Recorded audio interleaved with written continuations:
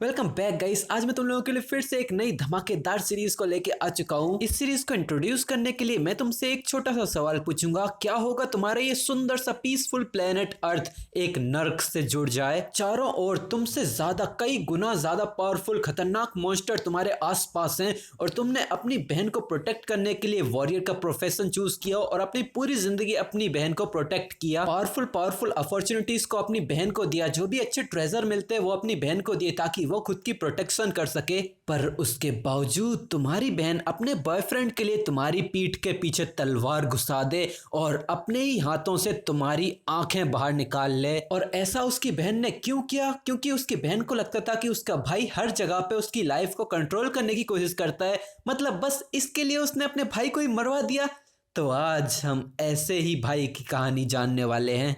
तो अब हमारी कहानी की शुरुआत होती है। हमें एक ऐसी जगह का सीन दिखाते हैं जहाँ के आसमान में मौसम बिगड़ रहा है, बारिश हो रही है, बिजलियां कड़क रही हैं। उसी आसमान के नीचे खून की नदियां बह रही हैं। इन्हीं अनगिनत लाशों के बीच एक खूबसूरत सी दिखने वाली लड़की अपने हाथों में खंजर लिए कहती है, क्विंग फैंग तुम सच में कुछ तो हो। इवन तुम्हारे ऊपर 100 फोल्ड एजिंग इफेक्ट चल रहा है, उसके बावजूद तुमने एंशिएंट गॉड रूइन को क्लियर कर लिया। 100 फोल्ड एजिंग इफेक्ट का मतलब कि तुम्हारी उम्र 100 गुना तेजी से बढ़ रही है। वो लड़की कंटिन्यू करती है कि भले ही इस गॉड्स रूइन को तुमने क्लियर किया हो, पर ये divine artefact eye of judgement मैं ले रही हूँ। इस तरफ क्विंग फैंग बहुत ज्यादा घायल अवस्था में खांसते हुए कहता है, क्यों क्यों आखिर ऐसे समय पर तुमने मुझे धोखा क्यों दिया? आखिर मैं तुम्हारा भाई हूँ।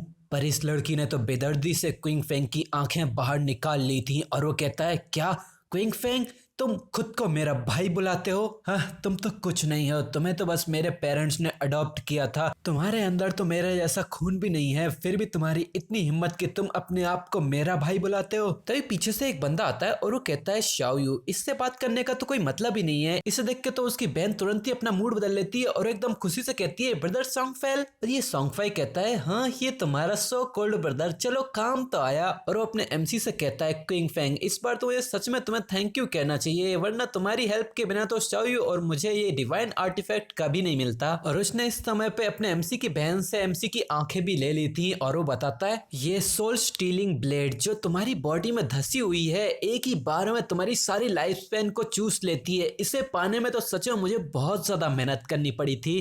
तो बताओ हमारा फेयरवेल गिफ्ट तुम्हें कैसा लगा? इस तरफ हमारा एमसी गुस्से में अपने दांत पीसते हुए कहता है, क्वीन शाओयू मैंने तुम्हें अपने पेरेंट्स के जाने के बाद इतना बड़ा किया, स्कूल में मैंने तुम्हें सपोर्ट किया और जब ये गेम इस दुनिया पे डिसेंड हुआ मैंने अनगिनत बार अपनी जिंदगी रिस्क में डाल के तुम्हें प्रोटेक्ट किया। मैंने सच में तुम्हें मिस जज किया माय डियर सिस्टर। तो उसकी सिस्टर जवाब देती है कि मेरे पेरेंट्स के मरने के बाद तो हमेशा ही मेरी लाइफ में इंटरफेयर करते रहते थे, हमेशा ही मुझे बॉस की तरह कमांड देते, मेरी लाइफ को कंट्रोल करते। पहले सॉन्गफाई और मुझे प्रोटेक्शन के लिए तुम्हारी जरूरत थी, पर इस डिवाइन आर्टिफैक्ट की वजह से तुम्हारी वो जरूरत भी खत्म हो चुकी है, तो अब हमें तुम्हारी कोई जरूरत नहीं है। तभी सॉन्गफाई अपनी दोनों तलवार लेके एमसी की तरफ छलांग लगा देता है और वो कहता है, क्विंग फैंग अब शांति से मर भी जाओ, मैं तुम्हारे लिए तुम्हारी बहन की अच्छी देखभाल करूंगा। इस तरफ हमारा एमसी गुस्से में चिल्लाता है, हाँ भले ही मैं यहाँ पर मर भी जाऊं पर फिर भी मैं तुम्हें ऐसे नहीं जाने दूंगा। पर अगले ही पल सॉन्गफाई अपनी तलवार से एमसी की गर्दन आसमान में उड़ा देता है। फिर हमें बताया जाता है कि 2025 में गॉड फॉरसेकन गेम हमारी दुनिया के साथ जुड़ गया। जैसे ही कोई भी गहरी नींद में सोता वो तुरंत ही उस गेम में खींच लिया जाता। उस गेम की इकलौती करेंसी थी लाइफ स्पैम, मतलब जिंदगी।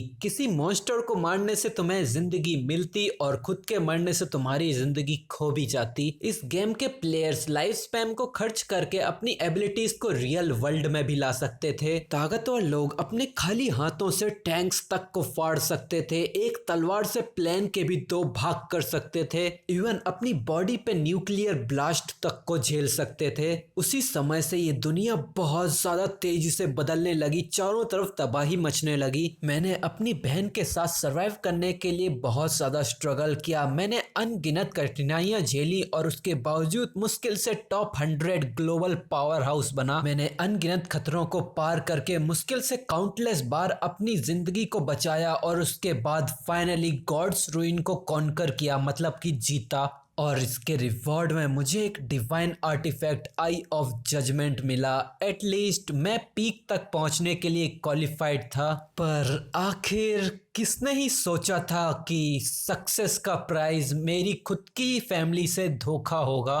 तो मेरे सारे एफर्ट मेरी सिस्टर की ज़िंदगी के लिए बस एक इंटरफेरेंस थे और मेरा सारा हार्ड वर्क, मेरे सारे स्ट्रगल्स किसी और की सक्सेस के लिए रास्ता बना रहे हैं। मैं ये बिल्कुल एक्सेप्ट नहीं कर सकता। अगर मैं ये ज़िंदगी दोबारा जी पाता तो मैं सिर्फ अपने लिए लड़ता। फिर हमें चारों तरफ अंधेरा दिखाते हैं और इस अंधेरे को तोड़ते हुए आती है चांदनी, और इस चांदनी के नीचे हमारा हीरो बिल्कुल शांति से सो रहा है। पर तभी एकदम से वो अपनी आंखें खोलता है और वो हैरानी से खड़े होते हुए कहता है कि ये कौन सी जगह है। और वो आसपास देखता है, उसे पता चलता है ये तो रियल वर्ल्ड है। वो एकदम से अपनी गर्दन पे हाथ फेरते हुए अपना फोन खोलता है और वो कहता है क्या मैं मर नहीं गया था। और वो कहता है क्या इसमें साल 2025 क्यों दिखा रहा है। फिर वो जब भी बाहर देखता है, बाहर चारों तरफ शहर में लाइटें चमचमा रही थी और वो सोचता है क्या ये हो सकता है कि मैं फिर से रिबॉर्न हो गया हूँ। उसका शहर अब भी चमचमा रहा था और वो कहता है क्या मैं 9 साल समय में पीछे आ गया हूँ जब गॉड्स फॉरसेकन गेम डिसेंड हुआ था। फिर हमारा सीन सुबह को आता है। उसकी बहन स्कूल ड्रेस में लात मार के दरवाजा खोलती है और एकदम से चिल्लाने लगती है। वो सामने भाई को देखती है तो और गुस्से में चिल्लाती है, क्विंग फैंग तुम सच में घर पे हो तो फिर भी मेरा फोन क्यों नहीं उठा रहे हो।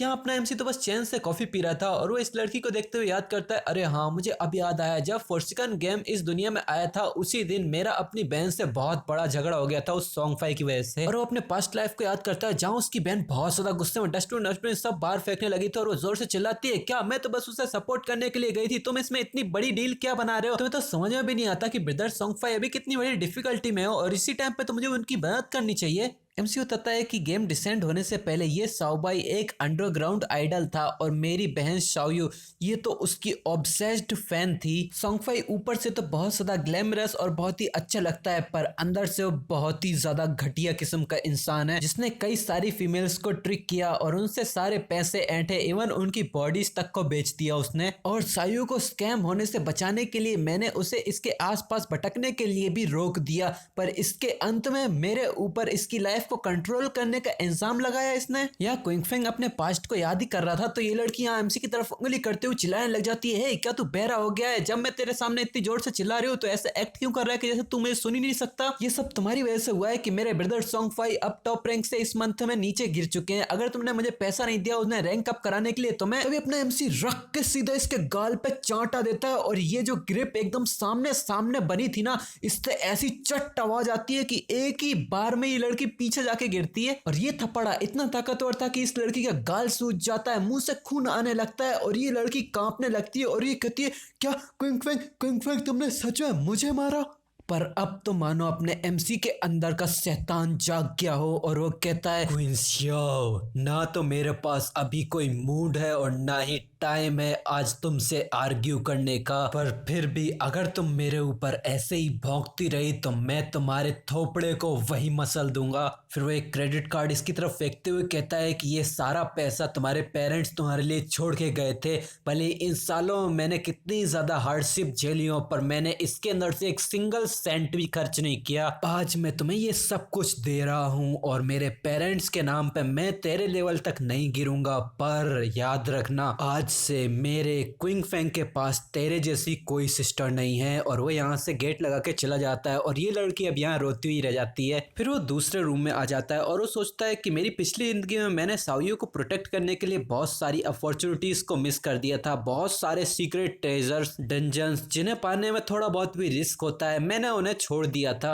अब मैं ये सोचता हूँ कि बिना इस बर्डन के मैं कितना आगे तक जा सकता हूँ। फिर वो अपना कप रख के स्लीपिंग पिल्स को लेने लगता है। स्लीपिंग पिल्स से ऑब्वियसली वो सो जाएगा और वो एक गहरी नींद से अपने गेम के अंदर ट्रांसफर हो जाएगा। और वो पानी पी के कहता है, इस बार मैं अपनी पिछली जिंदगी के अंडरस्टैंडिंग का इस्तेमाल करूंगा ताकि सब लोगों से मैं आगे रह सकूं। शाओयू अब से तुम खुद पर ही डिपेंडेंट हो और सॉन्ग फाई मैं पर्सनली तेरा सर लेने आ रहा हूँ। और वो अपने दिल में गुस्से की आग लिए वहीं पर ही सो जाता है और वो जागता है किसी अजीब से ही पानी जैसे जगह पे, जहाँ पे चारों तरफ पानी बह रहा है। और वो एक दरवाजे से अंदर आता है और वो आसपास देखते हुए कहता है, ये तो करियर चॉइस हॉल है, मैंने इसे बहुत मिस किया। मुझे आज भी याद है जब मैं यहाँ पहली बार आया था तो मैं इतना ज्यादा नर्वस था कि मुझे एक कैरेक्टर का करियर चूज करने के लिए घंटों लग गए और यहाँ से वापस निकलने में मेरा बहुत ज्यादा टाइम वेस्ट हो गया। इस बार मैं थोड़ा जल्दी करूंगा। फिर वो एक वॉरियर प्रोफेशन के सामने आता है और वो हमें बताता है कि मेरी पिछली जिंदगी में मैंने घंटों तक सोच के वॉरियर प्रोफेशन को चूज किया था क्योंकि मुझे साओयू को प्रोटेक्ट करना था।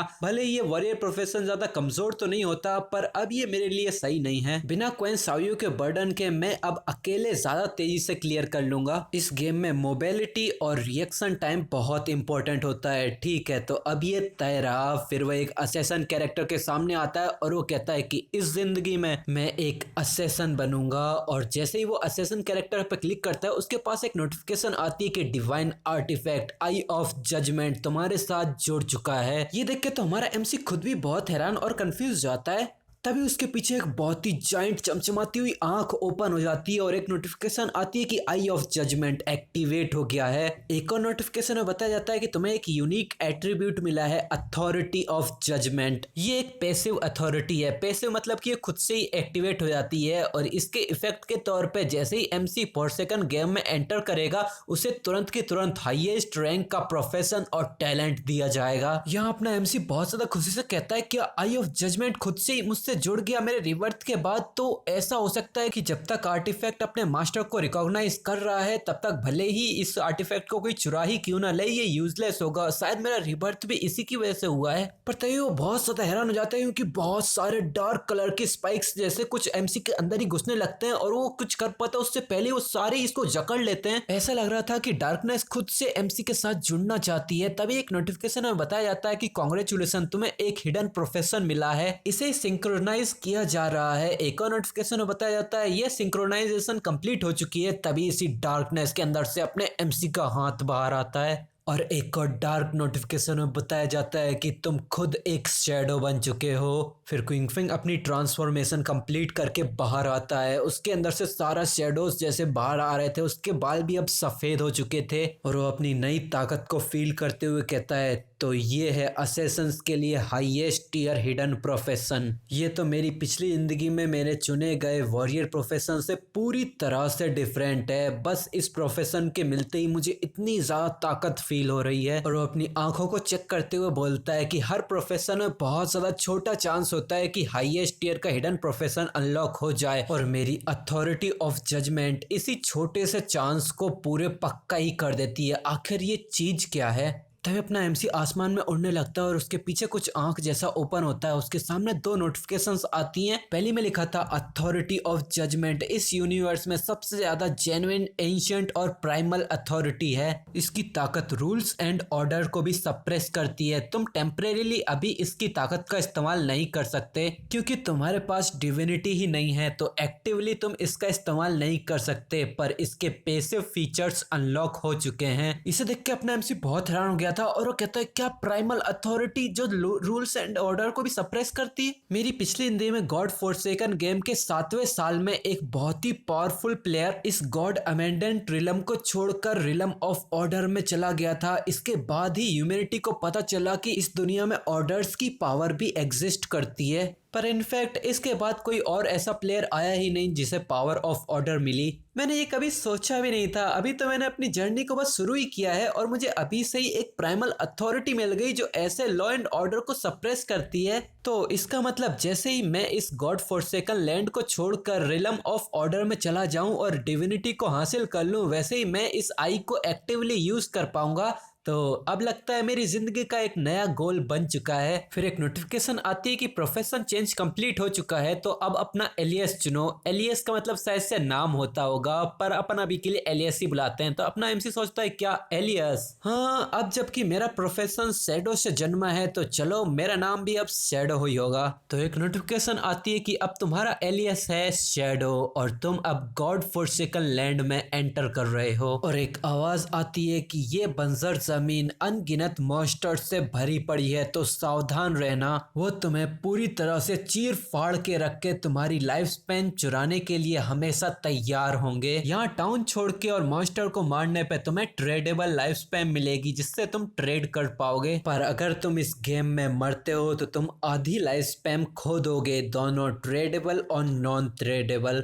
फिर हमारा एमसी एकदम शैडो की झक्कास एंट्री के साथ अपने टाउन में ट्रेवल करके आ चुका है और एक आवाज आती है कि ये एरिया है शेल टाउन, एक ऐसा सेफ जोन जहाँ पर कोई मॉन्स्टर नहीं है और प्लेयर्स भी एक दूसरे पर हमला नहीं कर सकते, और लाइफ स्पैम के लूज करने की स्पीड है 1x, मतलब कि जैसे तुम्हारे रियल टाइम में रियलिटी में लाइफ स्पैम जाती है, जिंदगी गुजरती रहती है, वैसे ही गेम में भी गुजरेगी, मतलब उतनी जिंदगी खर्च होगी। वहीं उसे बगल में बहुत सारे लोग भी बातचीत करते हुए दिखाए जा रहे होते हैं। एक कह रहा होता है कि ये कौन सी जगह है, ये प्रोफेशन एलिस क्या चीज है। एक दूसरा कहता है मैं तो नाइट शिफ्ट करके आया हूँ और शायद मैं तो हेलुसिनेट कर रहा हूँ। इन्हें देख के अपना एमसी सोचता है क्या इतने सारे लोग पहले यहाँ पर गेम में आ चुके हैं। जल्द ही अलग अलग जगहों से अलग अलग कंट्रीज से पावरफुल लोग भी यहाँ पर आएंगे जो लॉ एंड ऑर्डर के पूरी तरह से इस दुनिया में बदल देंगे। और यहाँ पर लोग एमसी को देख रहे थे तो वो कहते हैं क्या ये किस तरह का प्रोफेशन, ये हमसे इतना ज्यादा अलग कैसे लग रहा है। दूसरा कहता है इसके हाथ में डैगर देख के ऐसा लग रहा है कि ये एक असेसन है, तो एक असेसन भी था। वो कहता है मैं भी तो एक असेसन हूँ, मैं इसकी तरह कूल क्यों नहीं लग रहा हूँ, और इसकी स्टेटस में देखो इसके पास तो स्किल्स भी हैं। अपना एमसी सोचता है अगर मैं उन कंट्रीज के पावरफुल लोगों से आगे रहना चाहता हूँ तो मुझे जल्द से जल्द प्रैक्टिस करके और पावरफुल बनना पड़ेगा। प्रैक्टिस किसी का इंतजार नहीं करती, मेरे पास समय वेस्ट करने का टाइम नहीं है। वो जैसे ही आगे बढ़ने लगता है उसके सामने लाइट चमकती है और वो अपना मुंह छुपा लेता है। वो सामने दिखाते हैं बहुत सारे लोग अपनी बुरी बुरी हालत में यहाँ पर टेलीपोर्ट होके आए थे। वो सब चिल्ला रहे थे आओ, तो हम मरने के बाद सीधा टाउन में टेलीपोर्ट हो जाते हैं, पर तो एकदम से बहुत सारे लोग चिल्लाने लग जाते हैं क्या वो जंगली मॉन्स्टर कितना ज्यादा ताकतवर है, बस एक ही बाइट में उसने हमारी आधी टीम को खत्म कर दिया, हम उससे कैसे फाइट कर सकते हैं। वो तो बस एक लेवल 1 का क्रोरल था, हमारी पूरी ताकत से हमला करने के बाद भी हमने सिर्फ 1/3 उसकी हेल्थ कम की थी।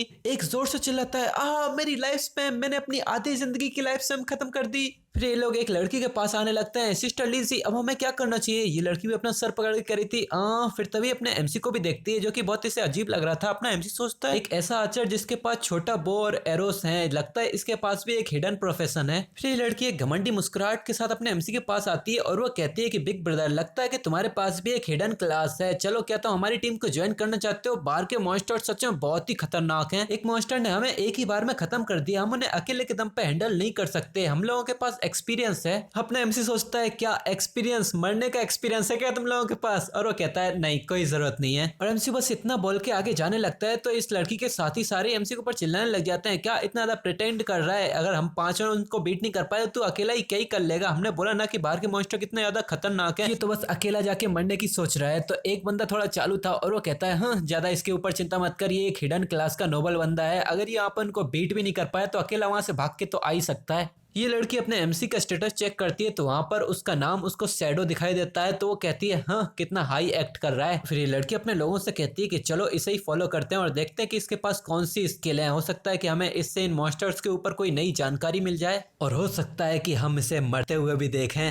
अब हमारा एमसी मॉन्स्टर हंट पे निकल चुका है और इसी के पीछे वो लड़की भी पीछा कर रही है और वो हमें बताती है लैंड अबेंडेंट बाय गॉड्स, ये प्लेस बहुत ज्यादा शांत और कुछ ज्यादा ही खतरनाक है। मुझे नहीं पता कि मैं यहाँ पर कैसे आई, पर मेरे पास सालों का गेमिंग एक्सपीरियंस है, इसीलिए मैंने जल्द ही एक नया ग्रुप फॉर्म कर लिया। इसके बावजूद इस बिगनर विलेज से निकलते ही जो हमें सबसे पहला मॉन्स्टर मिला उसी ने हमारी पूरी टीम को खत्म कर दिया। वो एब्सोल्युटली ऐसा एनिमे तो नहीं है जिससे हम जैसे लेवल 1 के प्लेयर्स सामना कर सके। और ये लोग एमसी का पीछा करते करते उसी के बारे में सोचने लग जाते हैं कि उस बंदे का स्टार्टिंग वेपन भी डिफरेंट है, मेरा तो एक डैगर है पर उसके पास एक शॉर्ट ब्लेड है, बस इतना ही नहीं उसकी स्पीड भी मुझसे ज्यादा तेज है, जबकि मैं एक असैसन हूं तो मेरी एजिलिटी सबसे ज्यादा हाईएस्ट होनी चाहिए। इसके साथ साथ उसका आउटफिट भी हमसे पूरी तरह से डिफरेंट है। ये लड़की भी एमसी को देखते हुए सोचती है कि ये शैडो वाला बंदा जरूर एक बहुत ही अनयूजुअल प्लेयर है, इससे फॉलो करने से हमें जरूर कोई अच्छी इन्फॉर्मेशन मिल सकती है। अपना एमसी भी पीछे मुड़ के इनको देखता है तो ये लड़की पेड़ के पीछे छुपने लग जाती है और वो कहती है क्या इसने हमें नोटिस कर लिया। तभी हमें दिखाते हैं अपना एमसी अपनी एबिलिटी का इस्तेमाल करते हुए शैडो स्नीक का इस्तेमाल करता है, जिससे वो शैडोज में कन्वर्ट होकर गायब हो जाता है। तो ये सब ये बाहर निकल के बात करने लगते हैं क्या वो कहाँ चला गया, नहीं वो हवा से ही कैसे गायब हो गया, ये जरूर कोई स्टेल्थ स्किल होगी, एक ऐसी स्किल जो हमें शुरुआत में मिलती है और जो हमें इनविजिबिलिटी ग्रांट करती है, पर ये कुछ ज्यादा ही ओवर पावर नहीं है। आखिर उसके पास किस तरह की क्लास है। और हमें दिखाते हैं अपना एमसी भी इन लोगों से थोड़ी सी दूरी पे खड़ा होकर इनकी सारी बातें सुन रहा था। वो लोग बात कर रहे थे हाँ छोड़ो चलो वापस से टाउन में चलते हैं, हमारी लाइफ स्पैन पहले ही हादी हो चुकी है। हाँ चलो अंदर जाके खुद को इम्प्रूव करने के कोई तरीके देखते हैं। चलो देखते हैं कोई हिडन रिवॉर्ड्स या कोई ट्रेजर चेस्ट या कोई एनपीसी मिल जाए हमें। अपना एमसी यहाँ दो स्किल्स का इस्तेमाल कर रहा था, शैडो स्नीक और शैडो मैजेस्टी। शैडो स्नीक एक नॉर्मल स्टेल्थ एबिलिटी है जिससे हम कुछ ड्यूरेशन के लिए इनविजिबल हो जाते हैं। अटैक करने से हमारी इनविजिबिलिटी टूट जाएगी और स्टेल्थ टूटने के बाद जो तुम्हारा पहला हमला होगा उसका डैमेज भी इंक्रीज हो जाएगा। स्टेल्थ मैजेस्टी ये तुम्हारी स्टेल्थ की ड्यूरेशन को भी इंक्रीज करती है और इसका लेवल को भी 1 से बढ़ा देती है। ये देख के अपना एमसीयू सोचता है कि ये लोग तो क्या, मुझे तो कोई मॉन्स्टर भी अभी आसानी से नहीं देख सकता। कोई अर्ली गेम में मुझे नोटिस करना तो बहुत ज्यादा मुश्किल होगा, कोई नॉर्मल असैसिन तो आसानी से डिटेक्ट किया जा सकता है। पर मेरी शैडो क्लास मुझे एक यूनिक स्टेल्थ मैजेस्टी देती है जिससे अभी इस गेम के शुरुआती दौर में किसी मॉन्स्टर के लिए भी मुझे डिटेक्ट कर पाना लगभग इम्पॉसिबल है। बेवकूफ बच्चों, इस बिगनर टाउन में तुम्हें खुद की ताकत को इम्प्रूव करने के लिए कुछ नहीं मिलने वाला, ये बस प्लेयर के लिए एक शुरुआती शेल्टर है। फिर वो यहाँ से चला जाता है। फिर हमारा सीन थोड़ी देर के बाद का आ जाता है जहां पर अपने एमसी कहता है मेरी स्टेल्थ स्किल खत्म हो रही है, इसकी ड्यूरेशन ज्यादा लंबी नहीं है पर इसमें ये चीज अच्छी है, जैसे ही मैं अपनी स्टेल्थ स्किल को एक्टिवेट करता हूँ उसकी कूल डाउन का टाइम शुरू हो जाता है। बस अब मैं कुछ सेकंड और वेट करूंगा, उसी में मैं फिर से इसको एक्टिवेट कर पाऊंगा।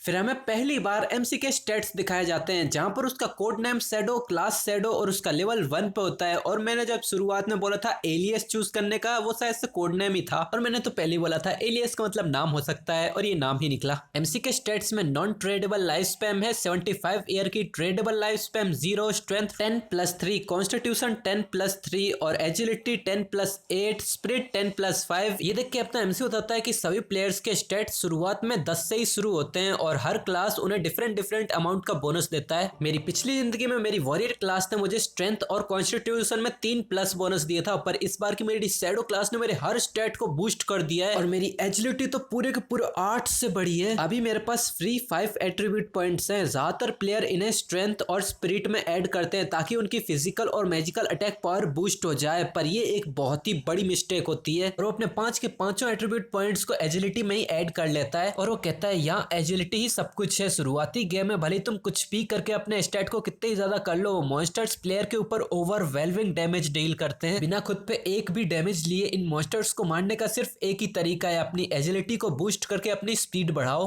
तभी उसको घुर घुर की आवाज आने लगती है तो ये सामने देखता है वहां पर एक पेड़ के पीछे एक अजीब सा मॉन्स्टर था जो घुर घुर की आवाज निकाल रहा था। उसके अंदर से अजीब सी लाइट चमक रही थी। उसके स्टेट्स में बताया गया था ये लेवल 1 का क्रॉलर है, इसका ग्रेड नॉर्मल है और ये अपनी अभी इवॉल्विंग स्टेज में है। इसे देख के एमसी कहता है एक क्रॉलर, ये अभी लाइफ स्पैम को एब्जॉर्ब कर रहा है, ये जरूर वही मॉन्स्टर होगा जिसने उन 4 प्लेयर्स की टीम को खत्म किया था। उस क्रॉलर ने एमसी को नोटिस कर लिया था, इसीलिए वो पागलों की तरह एमसी पे झपट्टा मार के हमला करने की कोशिश करने लगता है, पर अपना एमसी इसके कैलकुलेट कर रहा था और वो कहता है कि इसके ऊपर अब भी थोड़ा सा डैमेज है, मतलब उस ग्रुप ने इसकी हेल्थ को थोड़ा बहुत तो कम कर दिया था। और वो हमें बताता है कि ये मॉन्स्टर्स प्लेयर्स को मार के उनकी लाइफ स्पैम चुरा लेते हैं और ये जब इनफ लाइफ स्पैम एब्जॉर्ब कर लेते हैं तो ये इवॉल्व भी कर सकते हैं। यहाँ ये क्रॉलर जब एमसी पे हमला करता है तो एमसी अपनी हाई एजिलिटी की वजह से डॉज कर जाता है और उसके अंदर से बहुत ज्यादा लाइट और शैडो निकाले लगते हैं और वो देखते ही देखते शैडोज में गायब होने लगता है। इस क्रॉलर की आंखों के सामने से ही एमसी शैडोज में बदल के गायब हो जाता है। ये क्रॉलर आसपास देखने लगता है पर उसे कुछ नहीं मिलता, पर इसके ऊपर ही शैडोज दिखाई देते हैं और एमसी आसमान में ही अपनी स्टेल्थ को तोड़ते हुए स्नीक अटैक करता है और एक हमले में मॉन्स्टर मारा भी जाता है। एक नोटिफिकेशन आती है कि तुमने 174 का डैमेज किया है और तुमने एक लेवल 1 के क्रॉलर को मारा है, तुम्हें 10 एक्सपीरियंस पॉइंट मिलते हैं। और एमसी कहता है मैंने नहीं सोचा था मैं इसे 1 शॉट कर सकता हूँ, जरूर मुझे ये पता था कि मैं इसकी गर्दन पे मारूंगा तो एक क्रिटिकल हिट पड़ेगा। तभी एक और नोटिफिकेशन बताते हैं बैक स्टेप के बारे में। अगर तुम किसी की ऐसी जगह से हमला करते हो जहां से तुम्हारा दुश्मन तुम्हें देख ही नहीं पाए तो तुम्हारा डैमेज डबल हो जाता है। मतलब अगर अपना एमसी कोई छुप के हमला करे और उसका दुश्मन उसे देख ही नहीं पाए तो उसका डैमेज डबल ही हो जाएगा। ये देख के अपना एमसी कहता है हाँ तो अब ऐसे हुआ, मेरे बैक स्टेप स्किल भी बाकी स्किल के साथ जुड़ गई, इससे मेरी खतरनाक डैमेज मल्टीप्लायर अप्लाई हो गया। अगर किसी को समझ नहीं आया तो एमसी ने अपने स्टेल्थ स्किल तोड़ के पहला हमला किया इसीलिए उसका डैमेज इंक्रीज हुआ, उसने गर्दन पे हमला किया इसलिए क्रिटिकल हिट लगा, बैक स्टेप की वजह से उसका डैमेज भी डबल हो गया। फिर वो इसी के बारे में देखते हुए अपने पुरानी यादों में खो जाता है जहां पर वो उस टाइम पे वॉरियर था, तब वो एक क्रिटिकल हिट भी मारे तब भी बस 40 का डैमेज पड़ता था। एक क्रॉलर को मारने में भी उसे सदियां लग जाती थी और प्रोसेस में उसकी जिंदगी भी कभी कभार खतरे में पड़ जाती थी। पर अब वो इस क्रॉलर से मिली हुई एनर्जी को मसलता है तो वहीं पे एक नोटिफिकेशन में बताया जाता है कि तुम्हें 3 दिन की ट्रेडेबल लाइफ स्पैम मिलती है और 54 साल 155 दिन की non tradable life spam. Tradable life spam जिससे वो सौदा कर सकता कहता है नॉन ट्रेडेबल, जिससे सौदा नहीं कर सकता। फिर एमसी कहता है कि यहाँ 5 लोग मरे थे और हर एक ने 20 से 30 साल की लाइफ स्पैन छोड़ी होगी, पर क्लोरा ने इसे एब्सॉर्ब कर लिया, इसीलिए मुझे 54 साल की मिली। और हाँ, नॉन ट्रेडेबल लाइफ स्पैन अभी के लिए किसी काम की नहीं है। तभी उसके पीछे आई एक्टिवेट होती है और एक नोटिफिकेशन में बताया जाता है कि तुम्हारी आई ऑफ जजमेंट की अथॉरिटी एक्टिवेट हो गई है, तुम्हें एक नया टैलेंट मिला है, endless infinity evolution. Infinity evolution ये एक प्राइमल टैलेंट है। जब भी तुम किसी मॉन्स्टर को अकेले के दम पे हंट करोगे तो वहां तुम्हारे पास एक मौका होगा कि तुम्हें कुछ इवोल्यूशन पॉइंट मिल सकते हैं। इन इवोल्यूशन पॉइंट से तुम अपनी स्किल्स को अपग्रेड कर सकते हो। हर 24 घंटे में तुम्हें 5 इवोल्यूशन पॉइंट मिलेंगे। अगर तुम किसी बॉस क्लास मॉन्स्टर को हराओगे तो तुम्हें गारंटी इवोल्यूशन पॉइंट मिलेंगे। ये देख के तो अपना एमसी खुशी के मारे पागल होने लगता है और वो कहता है क्या इन्फिनिट इवोल्यूशन, मैं अपनी स्किल्स को अपग्रेड कर सकता हूँ? इसके बारे में तो मैंने अपनी पिछली जिंदगी में भी कभी नहीं सुना। जब भी मॉन्स्टर को मारने से कोई स्किल ड्रॉप होती है तो उसका ग्रेड हमेशा ही फिक्स रहता है। ऐसा कोई तरीका नहीं है जिससे इन्हें इम्प्रूव किया जा सके। ये पावर तो सच में रूल्स एंड ऑर्डर के परे है। ठीक है, तो चलो सबसे पहले शैडो स्नीक और बैकस्टेप को अपग्रेड करते हैं। तभी एक नोटिफिकेशन आती है कि तुमने 4 इवोल्यूशन पॉइंट कंज्यूम किए हैं और सक्सेसफुली ये स्किल्स अपग्रेड हो चुकी है। फिर उसके सामने उसकी स्किल्स की जानकारी दी जाती है। पहली स्किल थी उसकी शैडो स्नीक, जो नॉर्मल से ब्रॉन्ज रैंक की पहुंच चुकी है। स्टेल्थ की ड्यूरेशन 12 सेकंड से अब 16 सेकंड की हो गई है। स्टेल्थ ब्रेक करके हमला करने से जो डैमेज मिलता था वो 60 से इंक्रीज होकर 90 हो चुका है। स्किल का कूलडाउन रिड्यूस होकर 28 से 26 सेकंड हो गया है। बैकस्टैब स्किल जो कि एक पैसिव इंफीरियर ग्रेड की स्किल है, अब वो एक नॉर्मल ग्रेड की स्किल हो चुकी है। इसमें पीछे से हमला करने पे अटैक डैमेज 10% से इंक्रीज होता था, अब वो 15% से इंक्रीज हो गया है। वो ये देख के तो इतना ज्यादा खुश हो जाता है कि वो अपनी स्किल के बारे में जोर से चिल्लाने लग जाता है और वो कहता है शैडो स्नीक, इसकी ड्यूरेशन अभी कम से कम 16 सेकंड की है। मेरी स्टेल्थ मैजेस्टी से ये डबल होकर 32 सेकंड की हो गई है। स्टेल्थ की इतनी लंबी ड्यूरेशन के साथ तो मैं परमानेंटली इनविजिबल हो सकता हूँ। अब तो मैं किसी फुल एचपी वाले क्रॉलर को भी वन शॉट कर सकता हूँ। तभी एमसी के पीछे से आवाज आती है। कोई कहता है कि जरा उस पतले से बंदे को तो देखो, इसने तो अकेले के दम पे एक मॉन्स्टर को मार लिया। मैंने कहा था ना ये गेम बहुत आसान है। और हमें दिखाते हैं एमसी के पीछे एक कपल आया हुआ था जिनमें एक लड़की थी जो उसके बंदे का बहुत ज्यादा तारीफ कर रही थी, कुछ ज्यादा ही तारीफ कर रही थी। और उसका वो बंदा कह रहा था तुम चिंता मत करो, मैं तुम्हें प्रोटेक्ट करूंगा। तभी एमसी कुछ देख के बहुत हैरान हो जाता है। वो देखता है कि इन्हीं लोगों के ऊपर एक पेड़ के ऊपर कोई स्पाइडर जैसी बहुत सारी आंखें दिख रही हैं। ये बंदा यहाँ कहता है हे मैन, तुम्हें देखने से लगता है कि तुम अकेले बहुत स्ट्रगल कर रहे हो, क्या तुम चाहते हो कि मैं तुम्हें कैरी करूं? वेल, मैं कहूँ तो इसे जरूर कोई अभी कैरी करने वाला है, देख तो बस। अपना एमसी पीछे की मॉन्स्टर को देख के कहता है नॉट हर, और वो अपनी शैडोज में ही गायब होने लगता है। ये देख के वो लड़की कंफ्यूजन में कहती है क्या वो बंदा तो सामने से ही गायब हो गया? तो ये लड़का हंसते हुए कहता है वो जरूर मेरी मसल देख के डर गया होगा। पर ये स्पाइडर तो अब इन दोनों के सर पे आ खड़ी हो चुकी है और ये लोग भी पीछे मुड़ के देखते हैं तो ये बहुत घबरा जाते हैं। कहते क्या ये क्या चीज है? फिर हमें बताया जाता है कि नर्टर एक लेवल 1 के ब्रॉन्ज ग्रेड के मॉन्स्टर होते हैं, पर अभी ये जो नर्टर है ये लेवल 1 की स्पाइडर है और इसका ग्रेड अभी नॉर्मल है। और यहाँ अपना एमसी इनविजिबल होकर यहीं पे ही खड़ा था और वो ये देख के सोचता है नर्टर एक बिगिनर बॉस लेवल का मॉन्स्टर है, उसके पास 1600 से भी ज्यादा की एचपी होती है, उससे कोई नॉर्मल रुकी हैंडल नहीं कर सकता। और उसके पास ऐसी छोटी छोटी सी स्पाइडर्स अपनी कमांड में होती है। मतलब एमसी के सामने जो अभी स्पाइडर है वो किसी बॉस मॉन्स्टर की मिनियन है। यहाँ अपना एमसी ये सब सोच ही रहा, इतने में तो उसने उन दोनों का खेल खत्म कर दिया था। और अपना एमसी कहता है परफेक्ट, चलो अब मैं देखता हूँ कि अपनी अपग्रेडेड स्किल कितनी ज्यादा ताकतवर हुई है। वो जाके सीधे उस स्पाइडर के मुंह पे ही स्टेल्थ ब्रेक करके हमला करता है, जिससे बहुत ज्यादा जोर से स्पाइडर चीखने लग जाती है, उसके मुंह से बहुत ज्यादा पर्पल खून निकलने लगता है। और अपना एमसी फिर से शैडो स्नीक में घुस जाता है, मतलब फिर से शैडो में घुस जाता है। और यहाँ ये स्पाइडर चीखती चिल्लाती रह जाती है। एक नोटिफिकेशन आती है कि तुमने 338 का डैमेज किया है, तुमने इसकी वीक पॉइंट पे अटैक किया है। यहाँ अपना एमसी भी शैडो स्नीक का इस्तेमाल करके पेड़ के पीछे जाके छुप जाता है और उसे भी 9 का डैमेज पड़ा था। और वो सोचता है ये तो अच्छा है कि मेरी एजिलिटी इतनी हाई तो है कि मैं इसके अटैक को डॉज कर सकता हूँ, वरना अगर मैं इसके अटैक से एक बार भी टकराता तो मैं तो सीधा 1 शॉट किल हो जाता।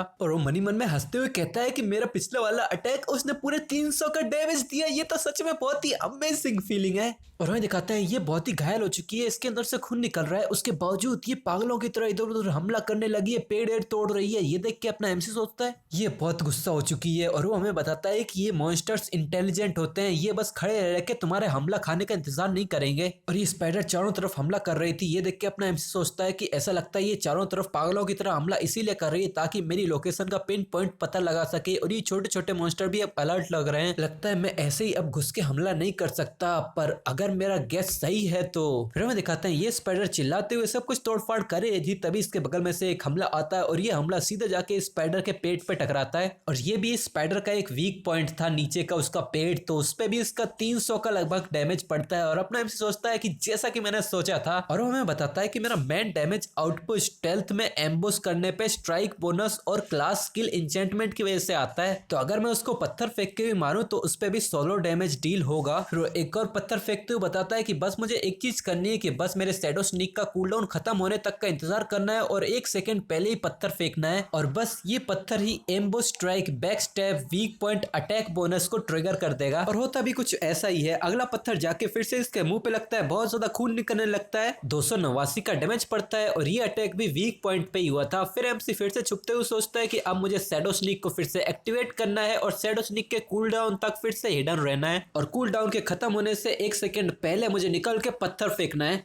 फिर हमारा सीन चेंज होके इसी टाउन में आ जाता है। यहाँ पर सभी लोग बस मधुमक्खियों की तरह भेड़ लगा के बैठे थे और सभी लोग बातचीत कर रहे थे। तभी एक अनाउंसमेंट होती है, leader board update. Player shadow ने एक नर्टर ब्राउन्स रैंक के मॉन्स्टर को मार के लेवल 2 को अचीव किया है और वो इस टाउन का पहला पर्सन बन गया है जिसने लेवल 2 को अचीव किया। शेल टाउन का लीडर बोर्ड अब एक्टिव हो चुका है और हमें दिखाते हैं इसी टाउन के ऊपर एक नोटिफिकेशन विंडो आ चुकी होती है जहां पर बस नंबर 1 में लेवल 2 का शैडो मतलब अपने एमसी का ही नाम होता है। और ये सब देख के सभी लोग ऊपर देखने लगते हैं, सभी लोग बहुत हैरान हो जाते हैं। फिर सब एकदम से शुरू हो जाते हैं, व्हाट द हेल क्या चल रहा है, सोलो किल, मैं तो अभी 2 बार मर चुका हूँ और अब भी मुझे कुछ नहीं पता चला कि आखिर चल क्या रहा है। और यहाँ पहले किसी ने सोलो बॉस मार दिया। क्या किसी को पता है कि ये प्रो कौन है? क्या कोई मुझे इससे इंट्रोड्यूस करा सकता है? हाँ, इस लीडर बोर्ड में बस एक ही नाम क्यों बताया जा रहा है? और यहाँ पर उसी घमंडी लड़की की टीम भी थी। यहाँ पर उसके टीममेट भी कहते हैं, पियर क्या तुम ये देख पा रही हो, क्या ये वही शैडो है जो अकेले बाहर गया था? तो पियर भी कहती है, हाँ ये है तो वही, पर ये लेवल 2 में पहुंच गए इतनी जल्दी, पर ये तो कोई सेंस ही नहीं बना रहा है, उसने एक बॉस को कैसे मारा? तो उसका टीममेट कहता है, हम तो पूरी पार्टी के साथ भी एक नॉर्मल मॉब को भी नहीं मार पा रहे, उसने तो अकेले ही बॉस मार दिया। क्या तुम मेरे साथ मजाक कर रहे हो या फिर ये कोई सिस्टम का एरर है? यहाँ पर ये कपल भी था जिसे एमसी के सामने ही उस स्पाइडर ने मार दिया था। इसमें ये हट्टा कट्टा बंदा कहता है, क्या किसी ने उस स्पाइडर को मार दिया? पर उसके साथ तो उसके छोटे छोटे स्पाइडर से बहुत सारे थे, आखिर ये शैडो कौन है? तो लड़की कहती है,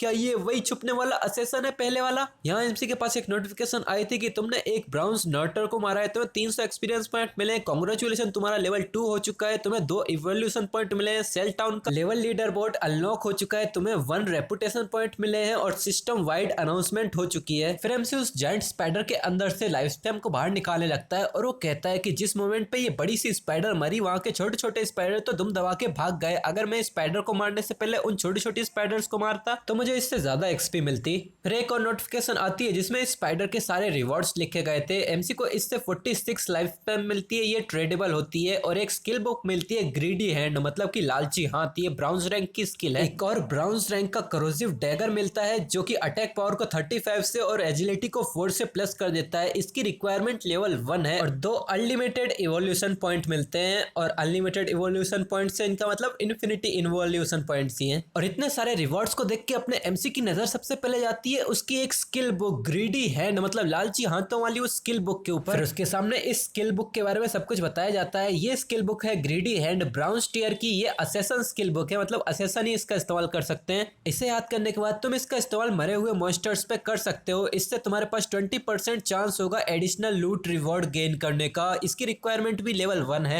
ये देख के अपना एमसी सोचता है, क्या मैंने तो ये सोचा भी नहीं था कि एक ब्राउन्स बॉस मुझे गॉड टियर असेसन स्किल दे सकता है। और हाँ, कंफ्यूज मत होना, गॉड टियर से उसका मतलब कुछ नहीं है, बस ये ब्राउन्स टियर ही है। बस असेसन के लिए ये स्किल बहुत ही ज्यादा काम की है। वैसे वो अपने इवोल्यूशन पॉइंट से इस स्किल को गॉड टियर पे वैसे ही पहुंचा सकता है। आज का ये एपिसोड यहाँ पे शुरू होता है जहाँ पर वो अपनी ग्रीडी हैंड स्किल के बारे में बताता है। वो कहता है कि ये स्किल मिलने वाली लूट को बहुत ही ज्यादा इंक्रीज कर देती है आने वाले लेट गेम में। अभी देखो अर्ली गेम मतलब कि अभी ये शुरू ही हुआ है, मिडिल गेम मतलब फिर वो गिल्ड बन जाएंगी, उसके बाद शुरू होता है लेट गेम और लेट गेम में होती है रिसोर्सेस के लिए बहुत ही कड़ी फाइट। और एमसी कहता है कि ये ग्रीडी हैंड मुझे लेट गेम में बहुत ही ज्यादा मदद करेगी। अब जब भी मैं किसी पावरफुल बॉस मॉन्स्टर को मारूंगा तो मुझे 20% एक्स्ट्रा लूट मिलेगी। मुझे अब भी याद है मेरी पिछली जिंदगी में यहाँ पर एक ऐसा बंदा हुआ करता था गॉड स्लेयर गिल्ड में, उसके पास भी ये स्किल थी पर उसकी कॉम्बैक्ट पावर भले ही एवरेज थी, उसके बावजूद वो गेम में सबसे ज्यादा ढूंढा जाने वाला प्लेयर बन गया, मतलब कि लोग उसे हर बार अपनी पार्टी में जोड़वाना चाहते थे और इसी की वजह से वो जहां भी जाता वो अपने पर्सनल बॉडीगार्ड लेके जाता था। पर तभी इसको एक जोरदार आइडिया आता है और वो कहता है वेट अ मिनट, भले एक्टिवेशन में 20% ही बूस्ट लिखा हो पर मैं अगर इसे अपने अनलिमिटेड इवोल्यूशन टैलेंट के साथ जोड़ दूं तो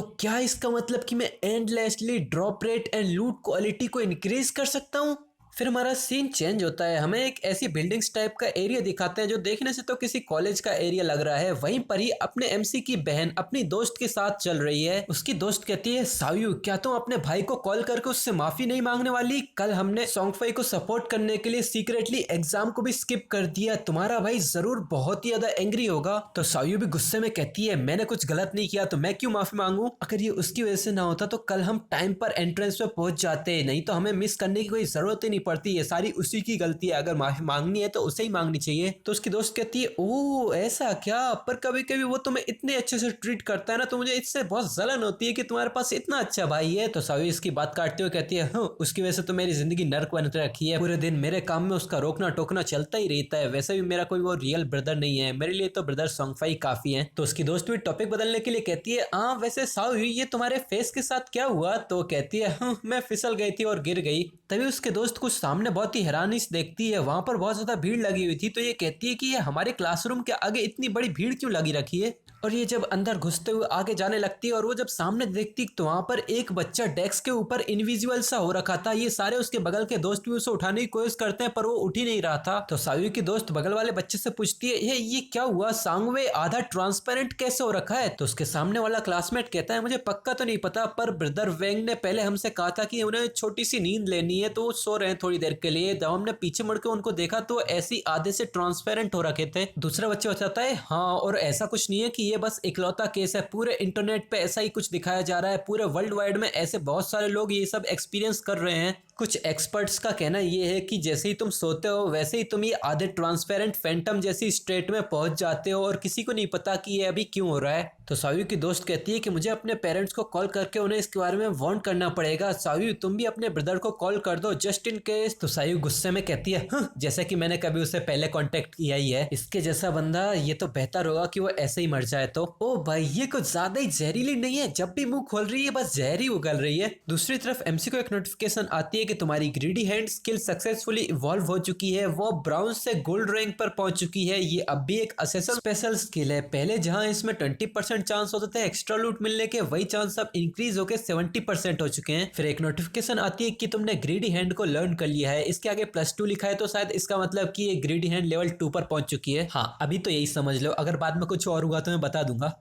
इसके बाद अपने एमसी का हाथ ट्रांसफॉर्म सा होने लगता है, उसके हाथ में बहुत सारा लाइट चमकने लगती है, बहुत सारी रिंग्स उसके हाथों में आने लगती हैं, उसकी कलाई पे अजीब अजीब से लेटर्स बनने लगते हैं। फिर 2 नोटिफिकेशंस आती है कि तुमने सक्सेसफुली ग्रीडी हैंड को एक्टिवेट कर लिया है और वो अपने इस ग्रीडी हैंड का इस्तेमाल करता है उसके सामने पड़े बॉस मॉन्स्टर पे, जिससे उसे 2 इवोल्यूशन पॉइंट और 46 दिनों की ट्रेडेबल लाइफ स्पैन मिल जाती है, जिसे देख के अपने एमसी बहुत खुश हो जाता है और वो हंसते हंसते चिल्लाता है नॉट बैड, मुझे और 2 इवोल्यूशन पॉइंट मिल गए। ग्रीडी हैंड को +3 पर पहुंचाने के लिए मुझे 3 इवोल्यूशन पॉइंट चाहिए, गुड, जल्द ही मैं 100% एक्स्ट्रा लूट पा पाऊंगा। फिर एमसी शैडो स्नीक का इस्तेमाल करते हुए गायब सा होने लगता है और वो गायब होते होते कहता है कि अब तक वर्ल्ड गवर्नमेंट को इस सिचुएशन के बारे में पता चल गया होगा, अब इस गेम में सुनामी की तरह ज्यादा से ज्यादा लोग घुसते चले जाएंगे, मुझे अपनी प्रोग्रेस को और तेज करना पड़ेगा और अभी के लिए जिन इक्विपमेंट्स का मैं इस्तेमाल कर सकता हूँ वो सारी इक्विप कर लेता हूँ। फिर वो एक ब्राउन्स रैंक का करोसिव डैगर जो अटैक पावर को 35 से और एजिलिटी को 4 से बढ़ा देता है, जिसके लिए लेवल 1 की रिक्वायरमेंट है, उसे इक्विप कर लेता है। फिर एमसी अपने स्टेल्थ मोड में चलते चलते बताता है कि गवर्नमेंट को ये सब पता चलने में ज्यादा समय नहीं लगेगा कि इस गेम से स्किल्स और इक्विपमेंट्स को रियल वर्ल्ड में भी लाया जा सकता है। जब ऐसा होगा तो पूरी दुनिया में छीना झपटी तबाही और केओस का माहौल छा जाएगा और स्किल्स और इक्विपमेंट्स को इस गेम से बाहर निकालने के लिए 2 कंडीशन को पूरा करना जरूरी है, पहली कि तुम्हें लेवल 10 तक होना चाहिए और दूसरी कि तुम्हारे पास इनफ ट्रेडेबल लाइफ स्पैन होनी चाहिए। पर यहाँ छोटे छोटे मोन्स्टर्स से ग्राइंड करने में मुझे बहुत ज्यादा समय लगेगा, तो मुझे ताकतवर बॉसेस को ही ढूंढना पड़ेगा। तभी दूर से आवाज आवाजें आने लगती है, हाँ ये ले, इसे जल्दी डॉज करो। ये सुन के अपने एमसी थोड़ा कंफ्यूज और हैरान हो गया था। देखने से ये सारी लड़ाइयों की आवाजें लग रही थी, सामने लगता है कोई पावरफुल मॉन्स्टर है। तो ये आवाज सुन के अपना एमसी भी सिचुएशन देखने के लिए भरी बारिश में आ चुका था। वो आया था एक खाई के सामने। खाई से मेरा मतलब कोई बहुत ही गहरी खाई नहीं, बस एमसी तो एक छलांग मार के भी इसे नीचे आ सकता है। वो जब सामने देखता है तो एक ग्रुप एक मॉन्स्टर से फाइट कर रहा था, जो कि एक ब्राउन्स ग्रेड का लेवल 2 स्प्रिंट प्रीडेटर होता है। जिससे देख के एमसी सोचता है एक स्प्रिंट प्रीडेटर, हाँ ये तो एक परफेक्ट टाइमिंग है। वो जब सामने देखता है तो वहां उसे एक जाना पहचाना चेहरा दिखता है। वो कहता है वांगमिंग, मैंने नहीं सोचा था कि मैं यहाँ इससे मिल जाऊंगा। तो वो अफवाहें सच ही थी। लोग कहते थे कि वांगमिंग जब पहली बार इस फॉरसेकन गेम में आया था तो उसने एक पूरी टीम हिडन क्लास प्लेयर्स से बनाई थी। पूरे 6 के 6 प्लेयर्स हिडन क्लास यूजर थे। इस तरफ वांगमिंग अपनी शील्ड आगे करते हुए जोर से चिल्लाता है होली बैरियर, और हमें दिखाते हैं उसकी शील्ड के आसपास एक जायंट गोल्डन शील्ड बन जाती है, जिसे वो मॉन्स्टर भी नहीं तोड़ पा रहा था। अपना एमसी सोचता है वांगमिंग की hidden class Holi shield warrior है, उसके पास रेगुलर वॉरियर के दुगने स्टेट्स हैं और उसके पास एक इनेट स्किल इनविंसिबिलिटी है। इस तरफ इस टीम की एक फायर मेज अपनी स्टाफ उठा के फायर बॉल अटैक करती है, जो कि इस मॉन्स्टर पे 70 का डैमेज करती है। ये देख के अपना एमसी सोचता है ये भी एक मेज की हिडन क्लास है प्रोफेट, जो कि किसी रेगुलर मेज के बोले स्पेल से दुगने का डैमेज करती है और उसके पास एक इनेट बिल्ड इन प्रोफेटिक फायरबॉल है। फिर एमसी इस टीम के आर्चर और प्रीस्ट के बारे में बताता है। आर्चर ये भी एक हिडन क्लास प्रोफेशन है, शार्प आई शूटर। इसके पास भी नॉर्मल आर्चर से दुगने स्टेट्स हैं और इसके पास भी एक build in rapid shot skill है। दूसरा है हिडन क्लास का प्रीस्ट, ओरेकल प्रीस्ट। इसके पास किसी नॉर्मल प्रीस्ट से दुगनी हीलिंग पावर है और इसकी स्किल्स की शुरुआत ही ग्रुप हीलिंग स्किल्स से होती है। इस तरफ आर्चर ने तो इस मॉन्स्टर पर तीरों की बारिश कर दी थी, पर ये मॉन्स्टर हर हमले से बचता जा रहा था। आर्चर का एक भी हमला उस मॉन्स्टर से हिट नहीं हुआ था और मॉन्स्टर के एक और हमले से वांगमिंग की शील्ड टूट जाती है। ये देख के आर्चर चिल्लाता है डैम, ये मॉन्स्टर तो कुछ ज्यादा तेज है, मेरा एक भी तीर उससे टकरा ही नहीं रहा है। इस तरफ वांगमिंग जो कि अपने घुटनों पे आ चुका है, उसे प्रीस्ट हील कर रहा है। वो जोर से चिल्लाता है हीलर्स मुझे जिंदा रखो और बाकी सब हमला जारी रखो, हम धीरे धीरे करके इसे हरा ही देंगे। जो देख के एमसी सोचता है क्या धीरे धीरे करके इसकी एक एक हेल्थ कम कर रहा है, ये तो सच में ऑप्टिमिस्टिक है। पर ये एक चीज भूल गया कि ये अभी जंगली एरिया में है। अगर ये बैटल ऐसे ही चलती रहती है तो बाकी मॉन्स्टर भी अट्रैक्ट होते रहेंगे और होता भी ऐसा ही है। जंगल में हमें दिखाते हैं कि कुछ मॉन्स्टर इन्हीं की तरफ आ जाते हैं। नीचे वांगमिंग भी इन दो डिस्कस्टिंग मॉन्स्टर्स को देख के बहुत हैरान हो गया था, जिन्हें देख के अपना एमसी सोचता है एक करप्टर, ये लेवल 2 का रेगुलर मॉन्स्टर है जो पूरी तरह से ब्राउन स्लाइम जैसी चीज में कवर रहता है। ये रेंज अटैक करता है, मतलब की दूरी वाले हमले। तभी वांगमिंग के सामने से एक बंदा अपनी तलवार लेकर गुजर जाता है और वो जोर से चिल्लाता है बॉस बच के रहना। वो इन मॉन्स्टर पर हमला करने जाता है, उसकी तलवार इस मॉन्स्टर से टकराती भी है पर उसका हाथ तो बिल्कुल स्लाइम जैसे ऑब्जेक्ट में कन्वर्ट हो जाता है। और अपना एमसी देख के सोचता है डैम, एक और हिडन क्लास, मैंने तो इसे पहले कभी देखा ही नहीं। और इस तरफ इस तलवारबाज की तलवार से बस इसको 33 का ही डैमेज पड़ता है, जिसे देख के ये भी बहुत हैरान हो गया था और वो कहता है इसका डिफेंस तो कुछ ज्यादा ही हाई है। तभी ये घिनौना सा मॉन्स्टर अपने मुंह से कुछ तो स्लाइमी सा फेंकता है और ये पूरा इसी के ऊपर ही थूक देता है। और सेम उसका साथी मॉन्स्टर भी उस मेज के ऊपर ये सब थूक देता है, जिससे अभी दोनों ही बहुत ज्यादा डिस्कस्टिंग बदबूदार चिल्लाने लग जाते हैं। और वो बंदा चिल्लाता है क्रैप, ये तो ग्राउंड बाइंड है, हमारी मूवमेंट स्पीड ड्रॉप हो चुकी है। इस तरफ ऐसा ही एक मॉन्स्टर उस मेज गर्ल के ऊपर भी हमला करता है, तो ये मेज गर्ल भी मदद के लिए आवाज लगाती है। तो अपना एमसी अपनी जगह से तुरंत इस शैडोज में गायब होता है और तभी एकदम से उस मॉन्स्टर की गर्दन ही उड़ा देता है। और ये सब ये तीनों भी नोटिस कर लेते हैं। यहाँ पर ही तीनों चिल्लाते हैं वाओ ये क्या हुआ, एक करप्टर को वन शॉट कर दिया। यहाँ पर वो करप्टर बिल्कुल लाइफ फोर्स में डिसॉल्व होने लगता है। यहाँ पर वो मेज गर्ल जिसकी अपने एमसी ने जान बचाई, वो ये देख के चिल्लाती है क्या ये किसने किया, कोई तुम्हारी मदद कर रहा है। इस तरफ ये तलवारबाज जिसके ऊपर अब भी उस मॉन्स्टर की नजर है, ये चिल्लाता है यूजुअली लेवल 1 के क्रॉलर को भी मारने के लिए हमारी पूरी टीम को झुंड बना के 10 सेकंड तक हमला करना पड़ता है, पर यहाँ एक लेवल 2 का करप्टर एक ही शॉट में मारा गया, ये कैसे ही पॉसिबल है। और तभी उसके पीछे वाले मॉन्स्टर की भी गर्दन उड़ जाती है और मॉन्स्टर को पूरे 441 का डैमेज पड़ता है, जिसे देख के तो ये भी अब समझ जाता है और वो जोर से कांपते चिल्लाता है ये सच में एक इंस्टेंट किल था। वो अपने बगल में खड़ी मेज गर्ल जिसका नाम लीजी था उससे चिल्लाता है क्या तूने इसको देखा, क्या तुझे पता चला कि वो कौन था। तो मेज गर्ल भी चिल्लाती है नहीं। तो वांगमिंग चिल्लाता है किस्मत से वो हमारी तरफ है, तो अब डिस्ट्रैक्ट मत हो और हमला जारी रखो, अब बस स्प्रिंट प्रेडेटर ही बचा है, तो अपनी हिम्मत बरकरार रखो। और दूसरी तरफ अपना एमसी भी एक पेड़ पे जाके बैठ जाता है। एक नोटिफिकेशन आती है कि तुमने 2 लेवल 2 के करप्टर्स को मारा है, तुम्हें 40 एक्सपीरियंस पॉइंट मिले, तुम्हें एक इवोल्यूशन पॉइंट मिला है और कॉमन रैंक की एक स्किल बुक मिली है वेनम डर्ट, और 8 दिन की ट्रेडेबल लाइफ स्पैन भी मिलती है। जिसे देख के अपना एमसी सोचता है क्या वेनम डर्ट, ये मिड रेंज के लिए एक पॉइजन डैमेज स्किल है, परफेक्ट, इसे तुरंत इवॉल्व करो। और ये तुरंत इवॉल्व हो जाती है। अब ये सिल्वर रैंक की पॉइजन डार्ट स्किल है जिसके आगे +2 लिखा है। ये असेसन क्लास की स्किल है जिसमें डेडली पॉइजन डार्ट्स को फेंका जाता है और इसकी मैक्स रेंज है 14 मीटर की। डार्ट हिट होने पे 120 का अटैक डैमेज देगा और इन्फ्लिक्ट कर देगा वेनम स्टेटस, मतलब अटैक के साथ साथ पॉइजन भी कर देगा। फिर इसका कूलडाउन भी है 5 सेकंड का। इसकी रिक्वायरमेंट है लेवल 2। इसका वेनम हर सेकंड तक 50% का कंटिन्यूअस डैमेज देता है 5 सेकंड तक और ये स्टैक नहीं किया जा सकता। यहाँ वांग मिंग उस मॉन्स्टर से लड़ रहा था और वो अपनी शील्ड से उसके एक टेंटिकल के हमले को रोक लेता है, पर उसका दूसरा टेंटिकल उसके पेट में घुस जाता है जिसकी वजह से वो शील्ड से भी बच नहीं पाता, तो उसका दूसरा हाथ भी वो उसके आर पार कर देता है जिससे वांग मिंग की भी चीखें निकल जाती हैं। यहाँ आर्चर वांग मिंग को चिल्लाता है और वो हीलर कहता है नहीं ये तो बहुत बुरा हुआ, मैं इतनी तेजी से उसे हील नहीं कर सकता। यहाँ वांग मिंग जिससे हीलर अभी भी हील कर रहा है वो कांपती आवाज में चिल्लाता है तुम लोग भागो यहाँ से। तभी कहीं से एक पॉइजन डार्ट उड़ता हुआ आता है और वो सीधे ही उस मॉन्स्टर के सर के बीचों बीच जाके लगता है जिससे वो मॉन्स्टर भी चीखता रह जाता है। ये देख के इसके सारे टीममेट्स भी बहुत हैरान हो जाते हैं। ये हैरानिश चिल्लाते हैं व्हाट द हेल, इस अटैक ने उस बॉस मॉन्स्टर की आधी एचपी को तुरंत गायब कर दिया।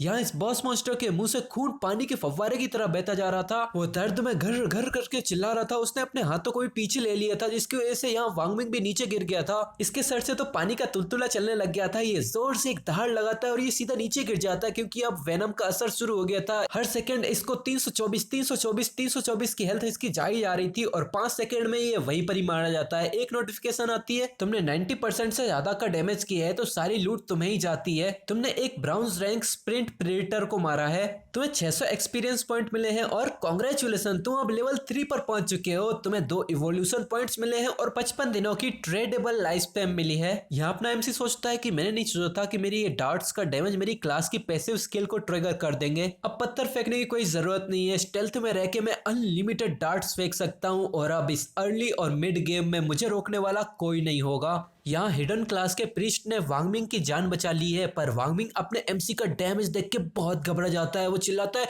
होली क्रैप, ये डैमेज, क्या ये बंदा सच में इंसान ही है? उस मॉन्स्टर के अंदर से लूट की लाइट निकल रही थी, मतलब कि उसी लूट में लाइफ स्पैम और उसकी सारी लूट होती है। तभी वो एकदम से गायब हो जाती है जिसे देख के ये भी बहुत हैरान हो जाता है और वो कहता है क्या लूट लाइट गायब हो गई?